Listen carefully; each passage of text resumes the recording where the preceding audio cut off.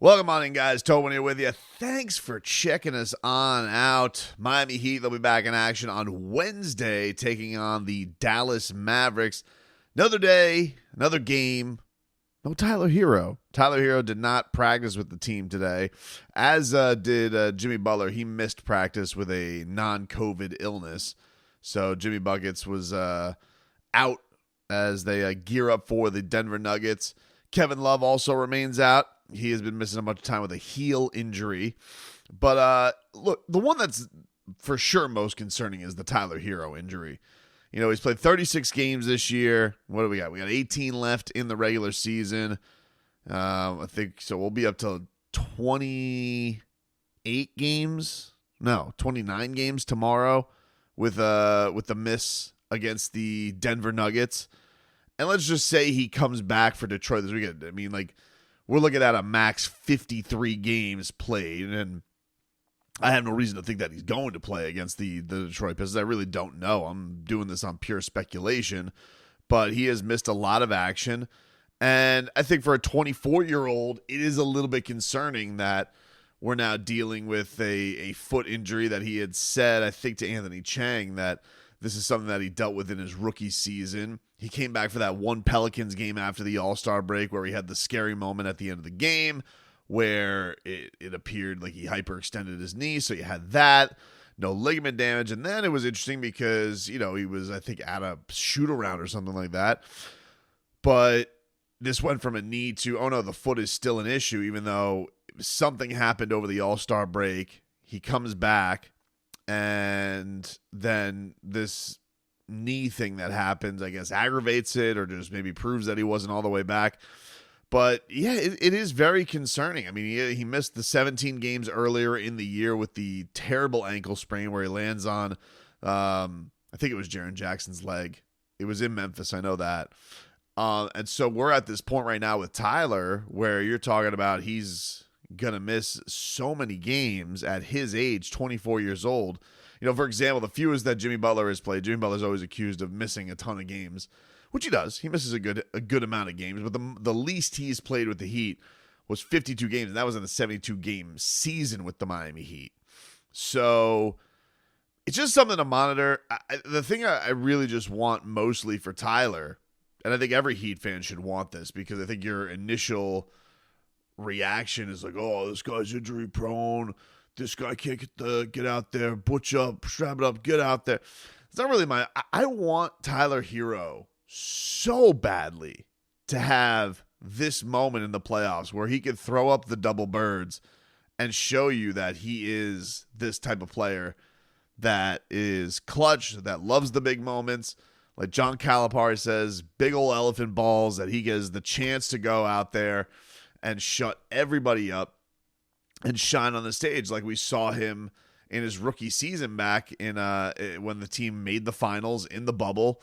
And, you know, he's scoring 37 points in the Eastern Conference Finals, and he's snarling at the camera in the NBA Finals. I want to see Tyler Herro go out there and have those moments again. And whether it's been, you know, dealing with banged up lower body injuries in the year they get to the Eastern Conference Finals, they beat the Sixers, they lose in 7 to the Celtics. He was banged up in that. Then, of course, last year you have the unfortunate thing that happens with his hand, and then you have this year the unfortunate thing that happens with his ankle, and then you have now this thing with his foot, which just really seems to be lingering.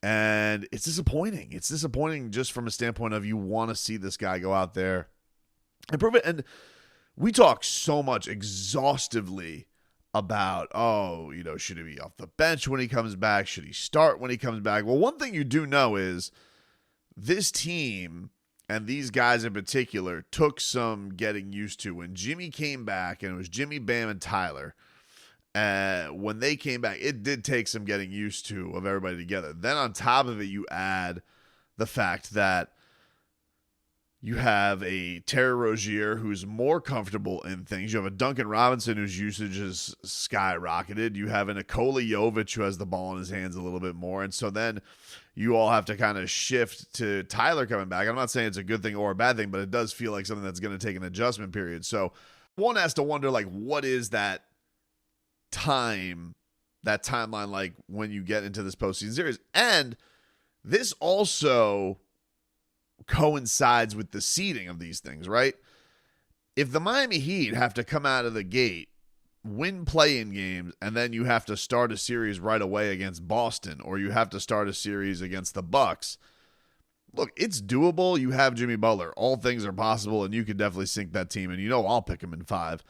But ideally, when you have something of this magnitude that's hanging over the team, you would like maybe a series, an easier series that gives you a little bit of grace to ease a guy in or to get him right. So it's definitely something worth monitoring. It's definitely something to keep an eye on. Another thing that's going to be interesting to keep an eye on is with this Nuggets game in town, the Heat have not beaten the Nuggets in 6 years. It was a double overtime game. 2018 was the last time they beat Denver in Miami.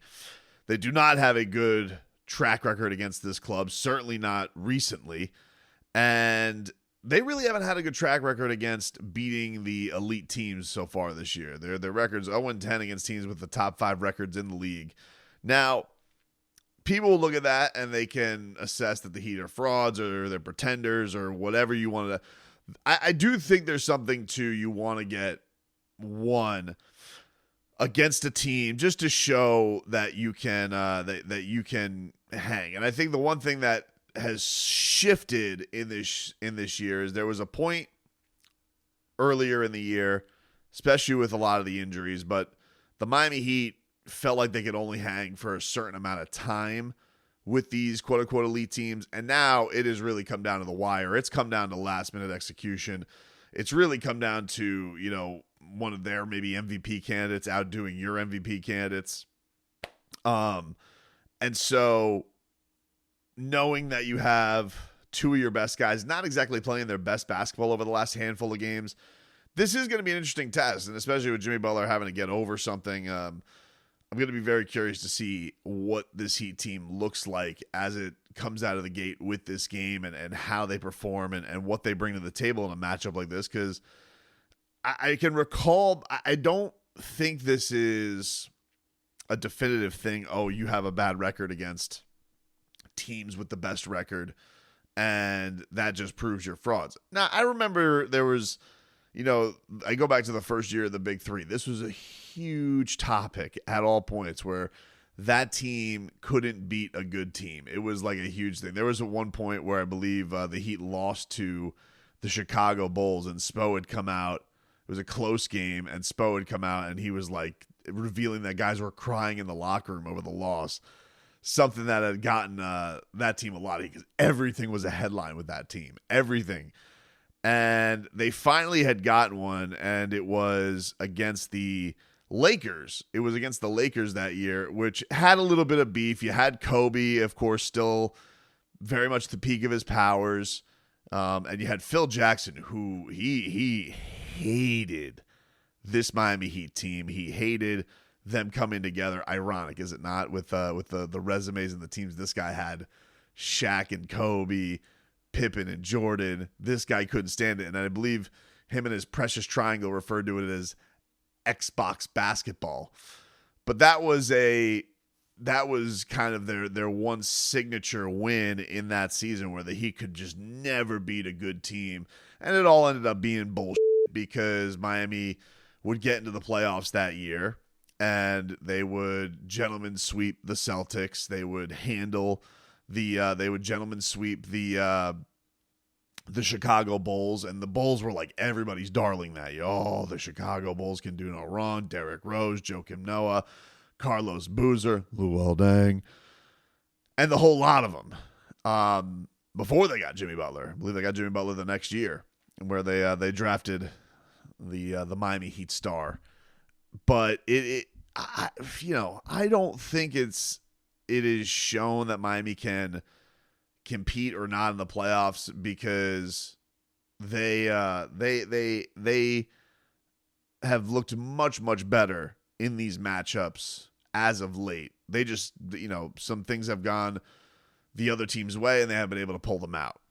But you do want them. Like, that's what I was talking about on this past road trip with Dallas and OKC, yeah, you wanted to go and get at least one of those two. And Dallas isn't necessarily where OKC is, where OKC is number one in the Western Conference as I record this 9 o'clock on a Tuesday. But you would want to come out of that, and, you were right there. You had a terrible third quarter, and Shai Gilgeous-Alexander cooked you at the end of that game, and your stars just weren't good enough. So does that mean the Heat can't compete with OKC? No, it doesn't mean that, but I do think just for mental clarity, the Heat would like to get one of those. And the thing that they have coming up right now, you have Denver in this spot, and it's, I think, the last opportunity the Heat really has this year to put their stamp on it. There's other good games, and you're going to want to get Cleveland, and you want to get the Philadelphia 76ers because they're teams ahead of you in the standings. But, yeah, you look at the rest of the schedule. This is by far the best team Miami's taking on. You got a couple against Detroit this weekend. You got a New Orleans matchup. It's going to be fun because of the brouhaha. You have the Knicks. So you have a lot of teams that are ahead of you, and they're important games. But this is the last time you're taking on a team with this good of a record. And, yeah, just very curious to see how Miami handles this. One last thing that's interesting as we're talking about this is from practice earlier today. And Eric Spoelstra was asked about Jaime Jaquez Jr. And I wanted to get your guys' thoughts on this. But Jaime, Spo says that he thinks he's playing his best ball of the year. And I'm curious what you guys think of this, but you can put it in the comments. But Eric Spoelstra saying that Jaime, after a little bit of a rookie wall, feels like he is now playing his best ball. Yeah, I think right now he's re-energized. I think the break was good for him. He's able to get a little bit of rest, and he's been playing really good basketball of late.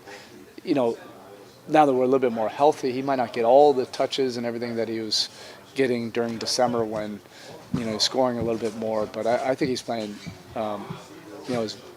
arguably his best basketball of the season right now in terms of impacting, winning, fitting into a role, stepping into a bigger role depending on the lineup.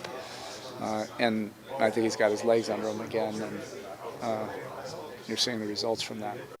Yeah, definitely has felt like if you look over Jaime's, last 10 games, it is still, point-wise has been right there with his production. But the thing that has been noticeable probably over the last handful of games, his three-point shot has come back a little bit. It was abysmal coming out of the All-Star break. And mind you, he had to also deal with a groin injury again. So he was having to make his men back, his jump back. He's playing a lot of basketball. And I was a little bit skeptical that he had hit this rookie wall, but it is kind of inevitable. You look at what the production was, it's hard to imagine that he hasn't. And they need him. They went away from him. He had a great first half in the last game and was kind of a ghost in the second half. But I really think you've seen the confidence come back in his decision-making, getting out on the break, the energy that he brings. Want to see a lot more of that from Jaime. It can be so infectious for everybody on this team, and really I think is one of the reasons, if you're a Heat fan, you look at why should you be more optimistic about this team this year. Jaquez is one of those reasons, and you lose. Everybody talks about the loss of Max Strus, Gabe Vincent this year, but Jaquez has been such a weapon for them all year. And if you are curious, what is this guy and his potential going to be like on the playoff stage? What is that production going to look like? Because you don't really ever know with young players, and he has gone through his little valley here and seems like he's coming out on the other side. But that's definitely another thing that I'm going to be looking for in these last, 17 or so games that the Heat have left, 18 games that the Heat have left, is what does Jaime look like in this last stretch as they get ready for the playoffs?